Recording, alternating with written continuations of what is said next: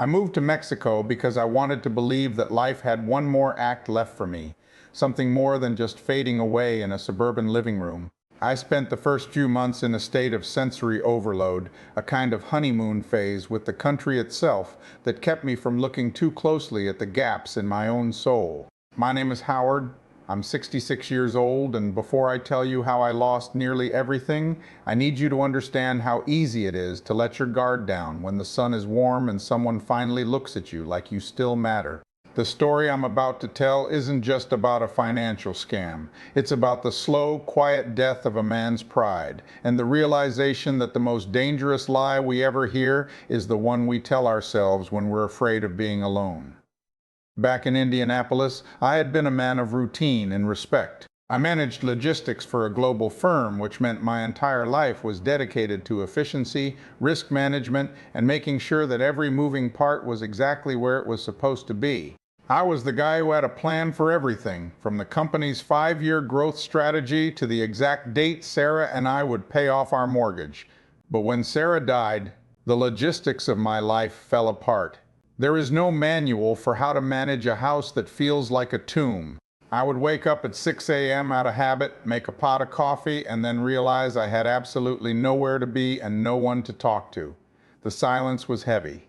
It was the kind of silence that makes you start talking to the walls just to hear a human voice. I retired a year later, and suddenly the 40 years of hard work I had put in felt like a mountain of sand. I had all this money, all this success. But I was sitting in a dark house eating frozen dinners and watching the clock. That's when I started seeing the videos, the ones with the bright colors, the turquoise water, and the smiling expats talking about how they found themselves in Mexico. It looked like a different world, a place where age didn't mean obsolescence. I told my kids I was going for a few months to clear my head, but in my heart I knew I was looking for a miracle. I arrived in Puerto Vallarta in the middle of the rainy season, and even the humidity felt like a hug. I remember walking down the Malecon, watching the sunset melt into the Pacific, and thinking for the first time in years that I could be happy again. I felt like I had escaped a trap.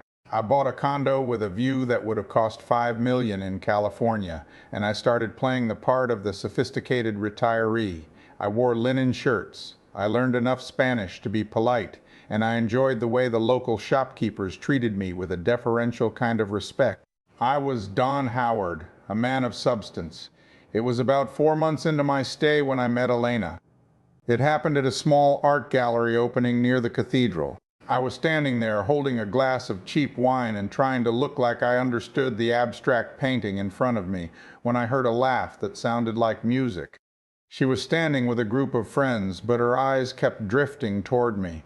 She was 42, though she looked younger, with dark, expressive eyes and a way of carrying herself that commanded the space around her. When we finally spoke, she didn't lead with questions about my money or my past. She asked me what I was thinking about when I looked at the painting. We talked for 3 hours that night. She told me she was a teacher, that she loved her city but found it exhausting, and that she rarely met men who were as thoughtful as I seemed to be. I can see the red flags now, of course. I can see how she mirrored my interests, how she touched my arm just long enough to leave a lingering heat, and how she leaned in when I talked about my life in the States as if I were describing a voyage to the moon. But at the time, all I felt was a surge of dopamine that I hadn't experienced in decades. For the first time since Sarah passed, I wasn't an old man or a widower. I was Howard. I was interesting. I was a man who still had a spark. She made me feel like the 20-year-old version of myself was still alive inside this 66-year-old body. We started seeing each other every day. She showed me the parts of the city the tourists never saw. The small taco stands where the meat was cooked over charcoal, the hidden beaches where the jungle met the sand, and the quiet plazas where old men played dominoes under the laurel trees.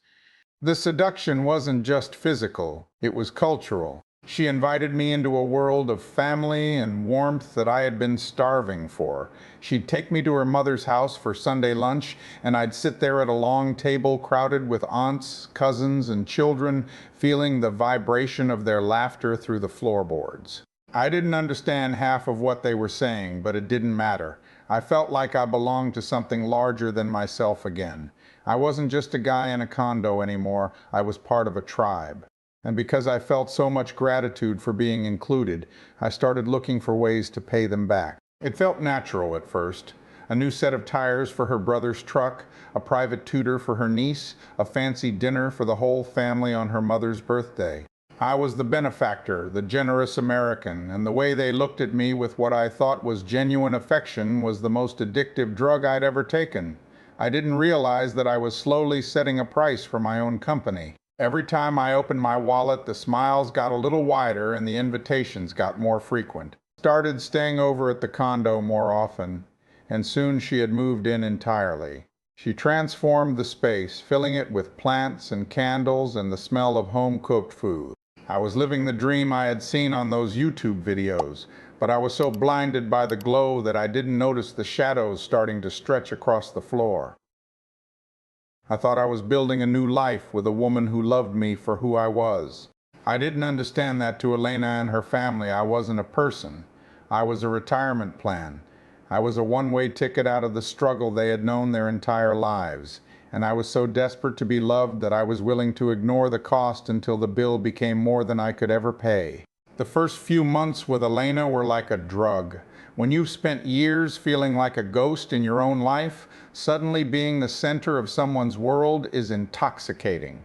I would wake up in that condo with the Pacific breeze blowing through the curtains, and for the first time in a decade, I didn't feel that morning dread. She'd be in the kitchen making chilaquiles, humming a song I didn't know, and I'd sit there thinking I had beaten the system. I had found the fountain of youth, and all it cost was a little courage to leave the Midwest behind. I was 66 going on 25 or so, I told myself, every time I caught my reflection in the window. But the shift from romance to investment is a quiet one. It doesn't happen with a demand. It happens with a sigh. It started about 6 months in. Elena came home one afternoon looking like she'd been crying, her eyes red, and her shoulders slumped. When I asked her what was wrong, she brushed it off at first, saying she didn't want to burden me with her small problems. That's the hook. They make you feel like you're the one intruding on their struggle. Finally, she told me her brother Mateo had lost his job and his truck, his only way of making a living, had been repossessed. She wasn't asking for money. She was mourning the tragedy of her family's pride. As a man who spent his life in logistics, my first instinct was to fix it. I had the liquid cash, and to me, $4,000 was a rounding error in my retirement account. To them, it was a life-altering sum. When I handed her the cash, the way she looked at me wasn't just about love. It was about worship. She called me her protector, her angel, and I'll be honest with you, I loved it. I loved the power of it. I loved being the man who could wave a wand and make a family's suffering disappear. I didn't realize that in that moment, I had established a new baseline for our relationship. I had taught her that my love was liquidity. Soon the emergencies became a regular feature of our life together. It was always something that pulled at the heartstrings. Her mother's heart medication wasn't being covered by the state anymore. Her sister's roof was leaking so badly they had to sleep in the kitchen.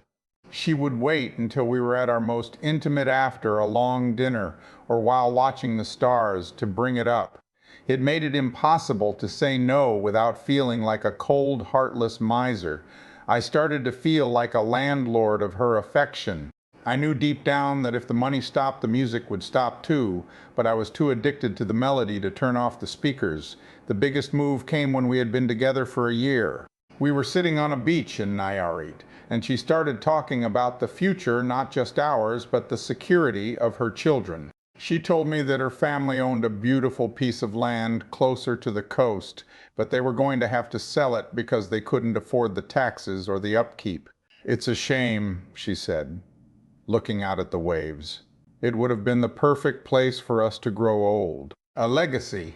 She didn't ask me to build a house. She just painted a picture of a life where I wasn't a renter in a condo, but a patriarch on a sprawling estate. She talked about gardens, about a guest house for my kids when they visited, about a kitchen where she would cook for me until we were both 90. I fell for it. I fell for the idea of being a builder.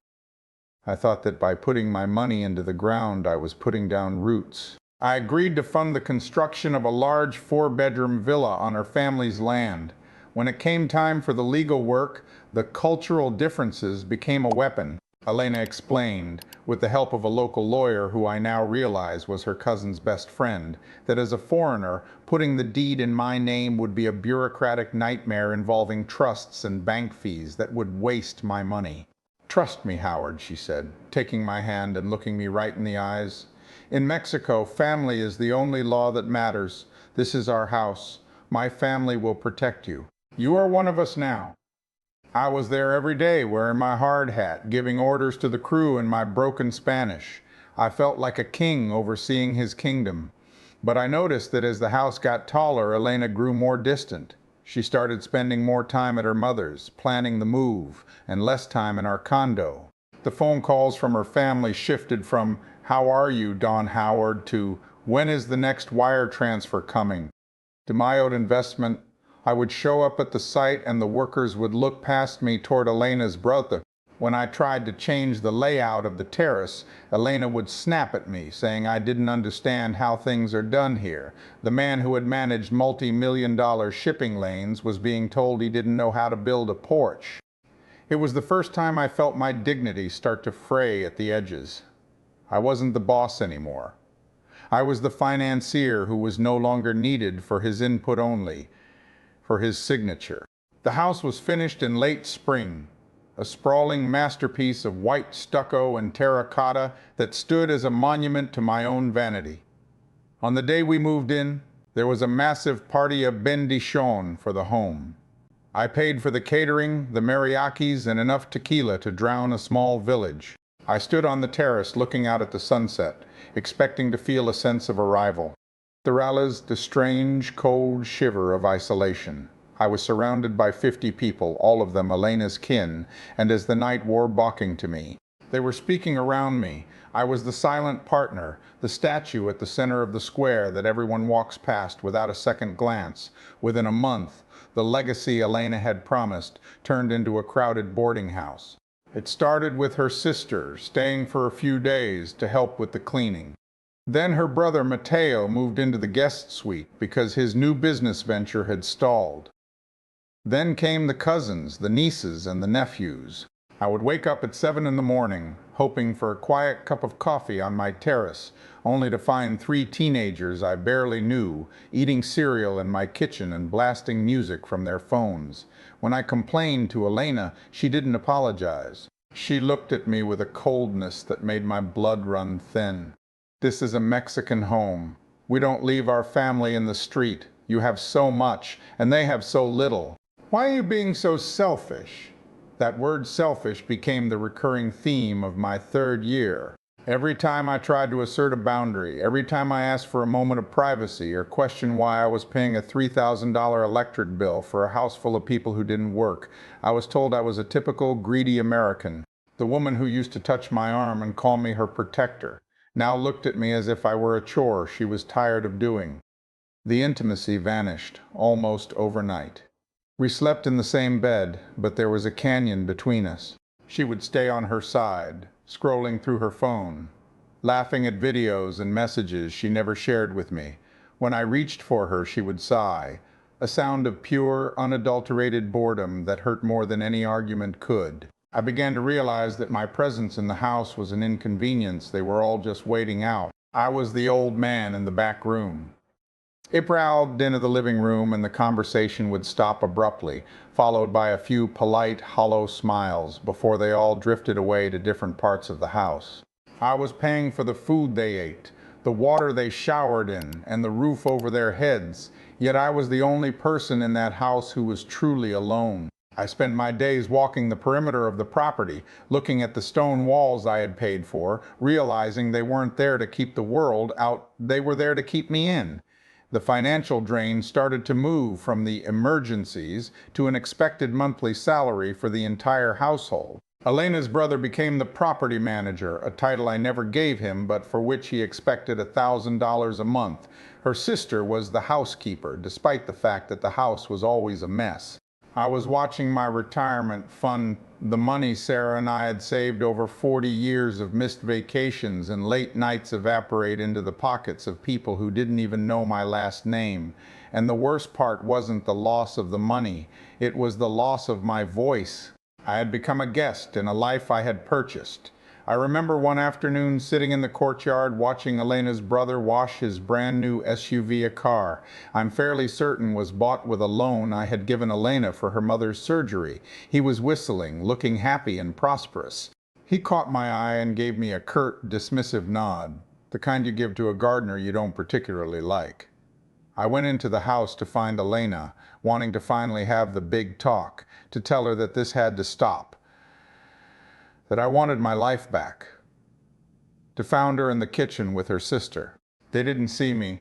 Elena was imitating the way I walked, my slight limp from my bad knee, and they were both doubled over in silent, cruel laughter. She wasn't just taking my money anymore. She was mocking the very frailty that had made me vulnerable to her in the first place. I stood in that hallway, a 66-year-old man with a lifetime of accomplishments behind him, and I felt smaller than a child. The realization that I had become a laughingstock in my own kitchen was the catalyst for a clarity I hadn't felt in years. For months, I had been living in a sort of mental fog, a desperate state of denial where I kept telling myself that if I just gave a little more, or stayed a little quieter, the woman I fell in love with would come back. But standing in that hallway watching Elena mimic my limp, the fog lifted. I realized that the woman I fell in love with never existed. She was a character played by a very talented actress, and the production was finally coming to an end because the producer me was running out of funds. I didn't go into the kitchen to confront them. I turned around, walked back to my room, and sat in the dark for 3 hours, listening to the sounds of a family that wasn't mine, enjoying a life I had built for them. I began to do what I did best back in Indianapolis. I looked at the logistics. I pulled up my bank accounts on my laptop, shielding the screen as if I were a spy in enemy territory. The numbers were staggering. Between the construction of the villa, the loans, the monthly allowances, and the lifestyle upgrades, I had burned through nearly 60% of my liquid net worth in less than 3 years. If I stayed another 2 years at this rate, I wouldn't just be humiliated, I would be destitute. I looked at the deed to the house, or rather the lack of one. I had no legal standing in this country to reclaim the property. In the eyes of the law, I was just a generous guest who had decided to improve a local family's land. I was a donante, a giver who had given until it hurt, and now the only thing left to take was my exit. I spent the next week playing the part of the dutiful, oblivious viejo. I smiled. I handed over the cash for the weekly groceries, and I even apologized to Elena for being irritable lately. I needed them to think I was still firmly under their thumbs so I could move without being watched. The manipulation in that house was so thick you could taste it. Elena would occasionally pivot back to her old self, giving me a quick kiss or a soft word whenever she sensed I was pulling away. But now it felt like watching a magician's trick when you already know where the rabbit is hidden. I saw the calculation in her eyes, the way she would check her watch after a moment of affection to see if she had put in enough time to keep me satisfied. It was a cold, mechanical process that made my skin crawl. The true breaking point came on a Tuesday afternoon when I went to the local bank to withdraw some cash. The teller, a young man who had seen me come in with Elena dozens of times, looked at me with a mixture of pity and hesitation. He leaned in and whispered, "Don Howard, you should check your secondary account statements." When I got back to the house and logged in, I found that Elena had managed to get access to my emergency credit card, the one I kept in my travel bag for just in case. There were thousands of dollars in charges, designer clothes, jewelry, and even a down payment on a small plot of land 2 towns over. She wasn't just waiting for me to die or for the money to run out. She was actively accelerating the process, stripping the copper from the walls while the lights were still on. I didn't feel anger. I felt a profound, soul-crushing sense of exhaustion. I realized that my dignity had a price tag, and I had been paying it every single day. I had allowed myself to be treated like a fool because I was more afraid of the silence in Indianapolis than the mockery in Mexico. But suddenly, that silent house in the Midwest didn't seem so bad. It seemed honest. I started shipping small boxes of my most personal belongings, Sarah's photos, my old journals, a few heirloom watches to a P.O. box in Texas under the guise of sending gifts to my children. I did it one box at a time, over the course of a month, right under their noses. The final night in the villa was the hardest. There was a celebration for Elena's youngest niece's birthday. The house was full of laughter, the smell of roasted pork, and the sound of children screaming in the pool I had paid $20,000 to install. I sat on the edge of the party, a ghost at my own feast. Elena came over and sat on the arm of my chair, ruffling my hair in that patronizing way she had adopted. "You look tired, Howard," she said, her eyes already scanning the room for her sister. "Maybe you should go to bed early." I looked up at her, really looked at her, and for a second I think she saw something different in my eyes. Not anger, but a finality. I just nodded and said, "Yes, I think I've stayed long enough." I went to my room, locked the door, and waited for the house to go quiet. I waited until the early hours of the morning, that thin gray window of time when the world is caught between a deep sleep and the first light of dawn. The house was finally silent, save for the rhythmic hum of the air conditioning, a sound I was still paying for. I moved through the room with a focused, quiet energy I hadn't felt in years. I didn't pack much. When you realize your life has been a performance for someone else's benefit, you find you don't want to take any of the props with you. I grabbed my passport, my laptop, and a single suitcase filled with the clothes I had brought from Indiana 3 years ago. The linen shirts and the expensive Italian shoes I'd bought to impress Elena, I left them all in the closet. They belonged to a version of Howard I was leaving behind. I slipped out through the side gate, the one that led away from the main driveway where Mateo's truck was parked. The air was cool and smelled of damp earth and bougainvillea. I didn't look back at the villa. I knew that if I turned around and saw the white walls and the arched windows, I might let the grief take hold, and I couldn't afford grief right then. I needed momentum. I had pre-booked a car to meet me 3 blocks away at a small plaza where the taxis usually wait. As I sat in the back seat watching the silhouette of the town disappear in the rearview mirror, I didn't feel the relief I expected. I felt a heavy, stinging shame. I was a 66-year-old man fleeing his own home in the middle of the night like a thief. I spent the flight back to the States, staring out the window at the clouds, tallying up the costs. The financial hit was brutal, nearly $500,000 gone into a hole I could never dig myself out of but. As the miles put distance between me and Mexico, the money started to feel like the least of it.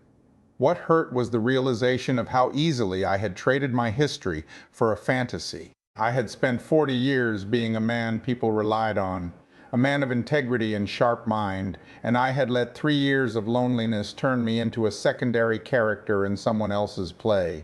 I had allowed myself to be managed, mocked, and marginalized because I was terrified that my best years were behind me and that nobody would ever look at me with passion again.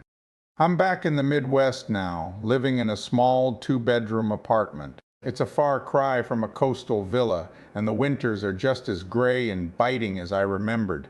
My kids know I'm back, but I haven't told them the full story yet. I tell them the culture wasn't a fit, or that I missed the seasons, because the truth that their father was a mark for a professional heartbreaker is a pill I'm still struggling to swallow myself. There is a specific kind of silence that follows a mistake this big. It's not the screaming silence of the empty house after Sarah died. It's a quiet, humbling stillness. It's the sound of a man relearning how to stand on his own 2 feet without needing a mirror to tell him he's still there. I see men my age all the time now, scrolling through those same expat forums, talking about finding a new lease on life in a foreign land. I want to reach through the screen and grab them by the shoulders. I want to tell them that there is no geographical cure for the fear of aging. Mexico is a beautiful country, and there are many people there with hearts of gold. But if you go there looking to buy the feeling of being young, you will find someone willing to sell it to you at a price you cannot afford. You aren't buying love. You're buying a mask. And eventually, the mask slips. It's the sum of every hard day you worked, every sacrifice you made for your family, and every year you spent building a name for yourself. Don't trade it for a hollow smile or a house that doesn't have your name on the deed. It is better to be alone in a small room with your self-respect intact than to be a king in a palace where everyone is laughing at you behind your back. I lost a fortune, but I kept my life, and I'm spending my days now trying to forgive the man I was. For the sake of the man I still have time to be. The sun still rises in Indiana, and while it might not be as bright as it was in Vallarta, at least now, when I look in the mirror, I know exactly who is looking back.